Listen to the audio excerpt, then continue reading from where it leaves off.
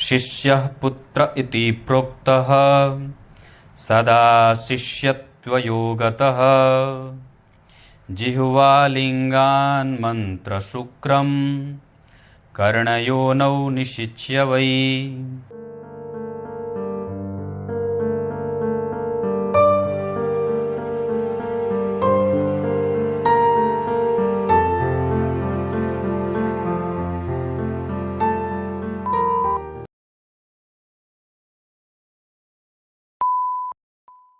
प्रिय दर्शकों नमस्कार। एक बार फिर से उपस्थित हूँ आप सबके सामने। गुरुवार के कार्यक्रम में नक्षत्रों की सीरीज को आगे बढ़ाएंगे और आज बात करेंगे ज्येष्ठा नक्षत्र के बारे में। शुरू करते हैं आज का कार्यक्रम। कहीं नहीं जाना है, बहुत ही महत्वपूर्ण कार्यक्रम है और बहुत ही महत्वपूर्ण श्लोक है। इससे पहले कि कार्यक्रम शुरू करें और बाकी की चीज़ें विस्तार से बताएं, कार्यक्रम के आरंभ में जो मैंने श्लोक पढ़ा है वो शिव पुराण का है, जिसका अर्थ कहता है कि जिस पिता ने हमें हमारा ये शरीर दिया है उसकी सेवा धन और अपने कर कमल से, दोनों से करने चाहिए, है ना।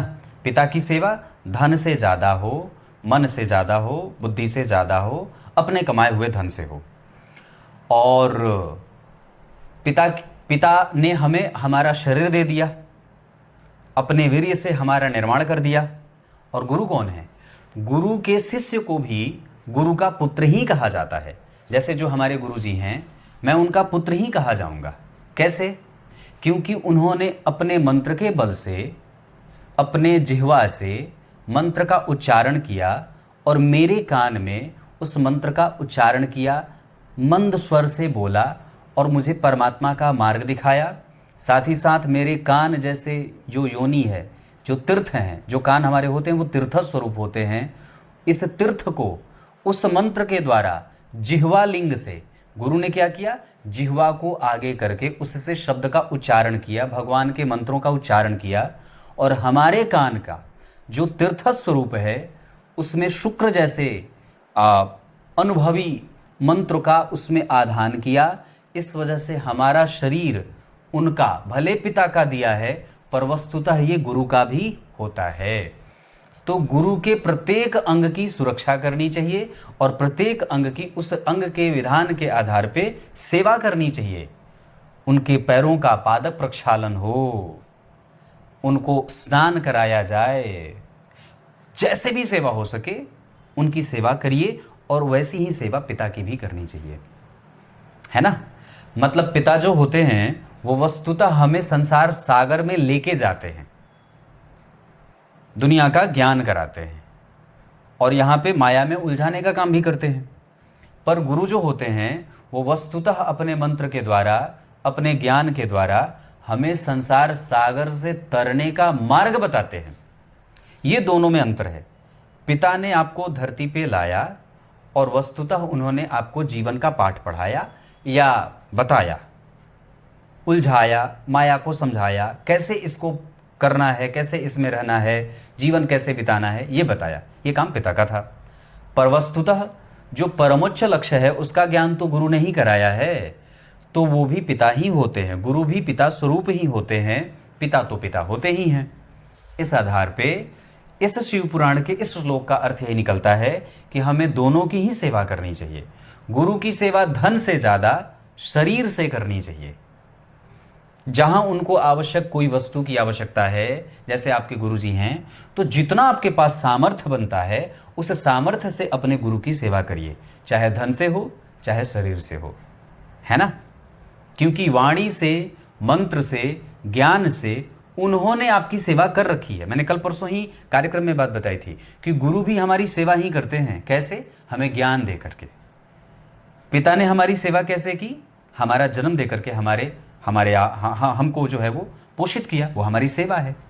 जब तक हमें इस दुनिया का ज्ञान नहीं था तब तक उन्होंने हमारी सेवा करके हमें अपने पैरों पे खड़ा किया, तो ये पिता का काम था।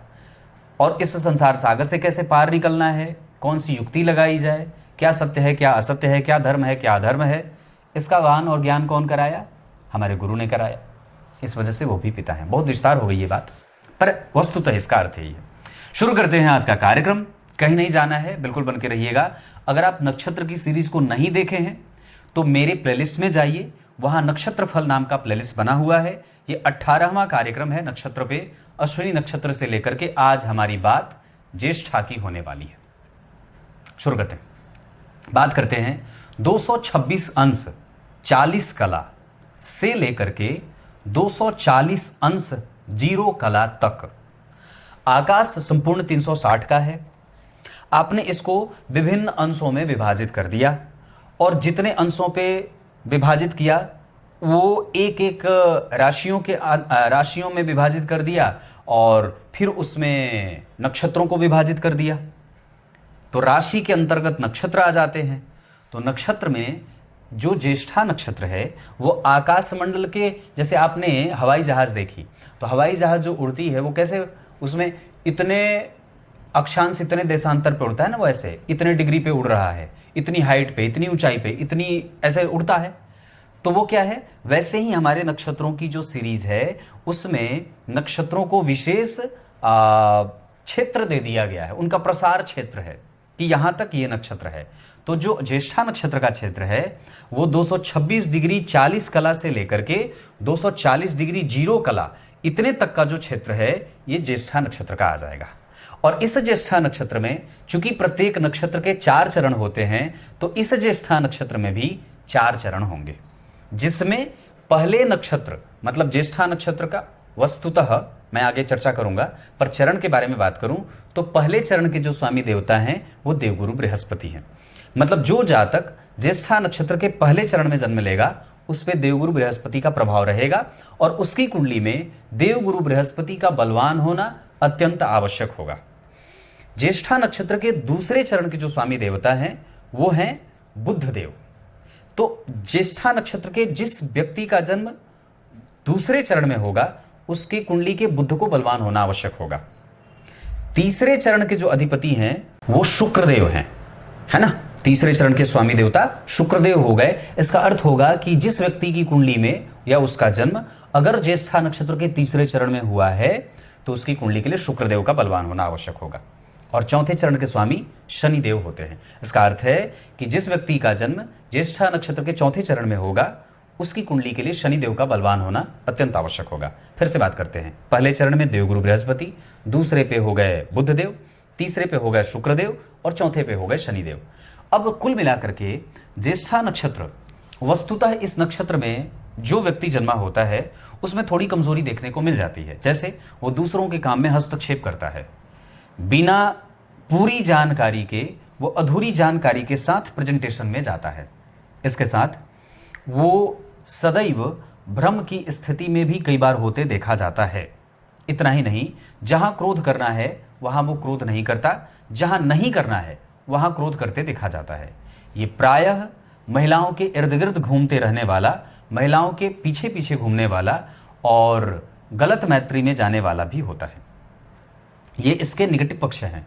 तो सकारात्मक क्या है कि अगर व्यक्ति 18 वर्ष से लेकर के 23 वर्ष की अवस्था तक अपने आप को बिगड़ने से बचा लेता है, गलत संगति में जाने से बचा लेता है, तो फिर 23वें वर्ष के बाद इसके जीवन में स्थिरता आनी शुरू होती है और व्यक्ति अपना मार्ग चुन लेता है। वहाँ के बाद 23 वर्ष के बाद आगे कम से कम 50 वर्ष तक की अवस्था व्यक्ति पूरे मनोयोग से काम करते देखा जाता है करियर में। 50वें वर्ष के बाद उसके जीवन में और भी गहरी राजनीति आती है, और भी गहरा ठहराव आता है और भी ज़्यादा वो अपने आप को स्टेबल कर लेता है। ज्येष्ठा नक्षत्र वस्तुतः बुध का नक्षत्र है और इसे मूल नक्षत्रों की श्रेणी में रखा गया है। इसमें जन्मे जातकों को अपने जीवन में सदैव ही ब्राह्मणों की पूजा करते रहने की आवश्यकता होती है। इतना ही नहीं, ऐसे जातकों को इंद्रदेव की पूजा भी करनी चाहिए। इंद्र देवता की पूजा करने से ज्येष्ठा नक्षत्र के जो इंद्र देवता कौन है, वो तुरंत ही उग्र होते हैं और काफ़ी अपनी समस्या को लेकर के तुरंत ही मति भ्रम में चले जाते हैं, तुरंत ही असुरक्षित भी हो जाते हैं। इसी वजह से कोई भी तपस्या करता है तो सबसे पहले ये तुरंत परेशान हो जाते हैं कि मेरी गद्दी न छिन जाए। और ऐसे करके इन्होंने न जाने कितने लोगों की तपस्या भंग कर दी थी, है ना। ये भगवान भोलेनाथ के, नारायण के अनन्य भक्त भी हैं और उनके ही आज्ञा का पालन करते देखे जाते हैं।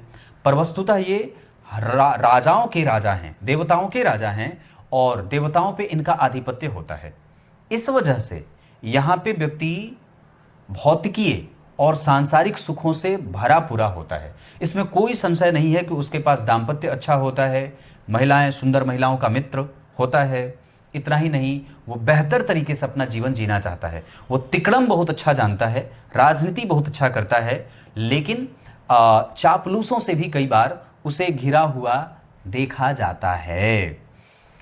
ज्येष्ठा नक्षत्र में जो जातक जन्मे होते हैं उनको गुलाब के पुष्प की जड़ या श्वेत आक के पुष्प की जड़ अपने गले में धारण करना चाहिए। साथ ही साथ ओम शक्राय नमः इस मंत्र का जप सदैव करते रहना चाहिए। क्लियर है? इतनी सारी चीजें मैंने बता दी। अब करना क्या है, तो हमें ब्राह्मणों की उपासना, ब्राह्मणों की पूजा, ऐसे जातक जिनका ज्येष्ठा नक्षत्र में जन्म हुआ हो उनको ब्राह्मणों की पूजा करनी चाहिए, एकादशी करनी चाहिए, और इसके साथ साथ विश्वकर्मा भगवान की भी पूजा करनी चाहिए।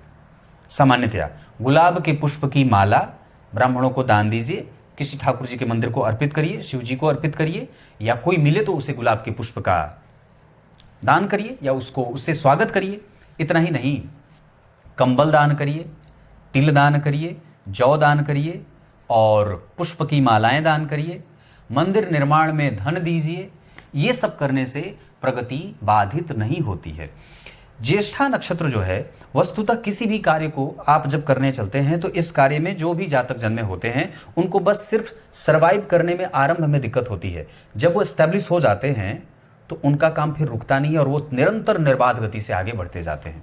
ऐसे लोग प्रायः राजनीति में देखे जाते हैं, मार्गदर्शक होते हैं और दूसरों के काम को किसी दूसरे के काम के साथ मिला करके एजेंट हो जाए, ब्रोकर हो जाए, पदस्थ अधिकारी हो जाए, अपनी पहचान के बल पे व्यक्ति को धन कमाते हुए भी देखा जाता है। क्लियर है? ज्येष्ठा नक्षत्र के चूंकि स्वामी देवता वस्तुतः मैंने क्या बात कही कि इंद्रदेव हैं और इंद्र की ही पूजा करनी चाहिए। इतना ही नहीं, ऐसे जातकों को सदैव ठाकुर जी की उपासना भी करनी चाहिए, गाय की सेवा भी करनी चाहिए। ऐसे जातक हमेशा ही अपने जीवन में दो राहे पर खड़े होते हुए भी दिखाई देते हैं। इनके जीवन में सदैव या कभी कभी ही नहीं, लगभग कंफ्यूजन बना रहता है। ये कई बार मित्र नहीं पहचान पाते, शत्रु नहीं पहचान पाते, धर्म अधर्म नहीं पहचान पाते, शुद्ध अशुद्ध नहीं पहचान पाते, मामा मामी रिश्तेदार इष्ट मित्र गंध जो भी होता है उनके साथ इनकी मैत्री, उनके साथ इनके संबंध बहुत लंबे समय तक टिक नहीं पाते हैं और ये प्रायः एकाकीपन, अकेले में भी कई बार इन्हें गुजरते हुए देखा जाता है। ये प्रायः हीन भावना से ग्रसित भी कई बार हो जाते हैं। विशेषतः अगर आपकी कुंडली के देवगुरु बृहस्पति या चंद्रमा कमजोर हैं तो ये और भी ज्यादा बातें देखने को मिल जाती हैं। इसके अतिरिक्त ज्येष्ठा नक्षत्र एक ऐसा नक्षत्र है जो व्यक्ति को अनुभवी भी बनाता है और गर्म मिजाज का भी बनाता है। यहाँ व्यक्ति क्रोधी और ईर्ष्यालु प्रवृत्ति को भी पालने वाला हो जाता है। ऐसे में कई बार इनके ऊर्जा का इनको गलत इस्तेमाल भी करते देखा जाता है।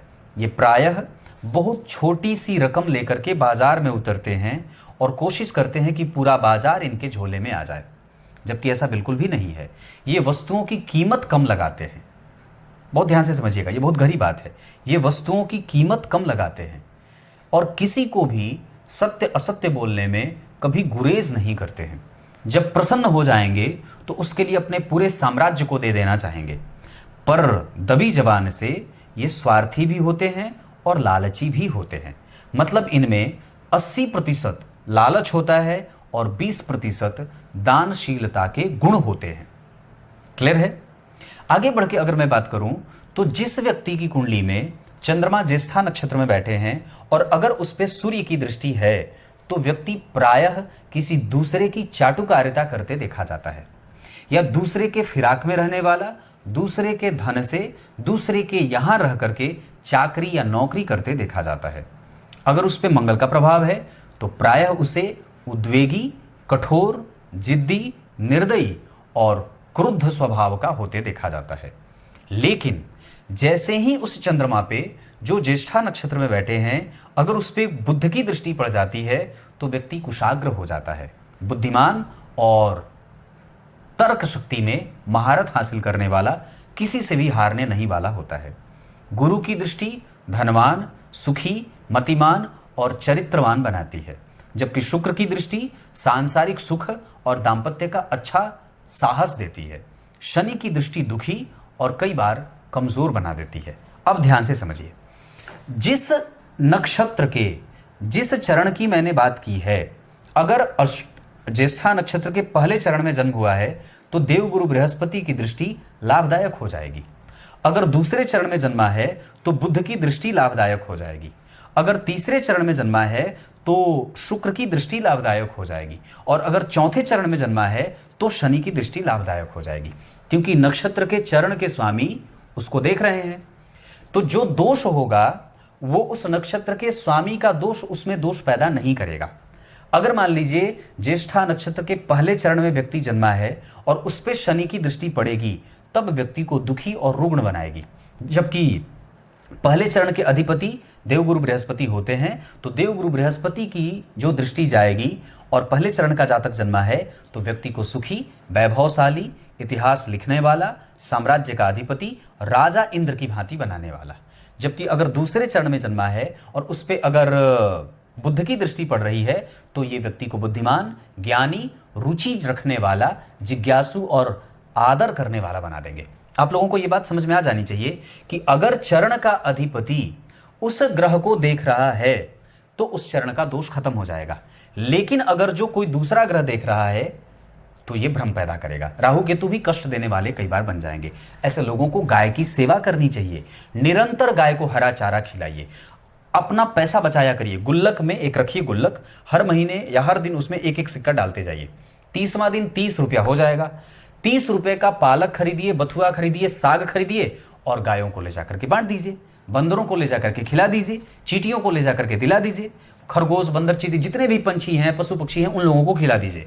इससे आपके इस नक्षत्र के जन्मे होने का जो दोष है वो खत्म हो जाएगा।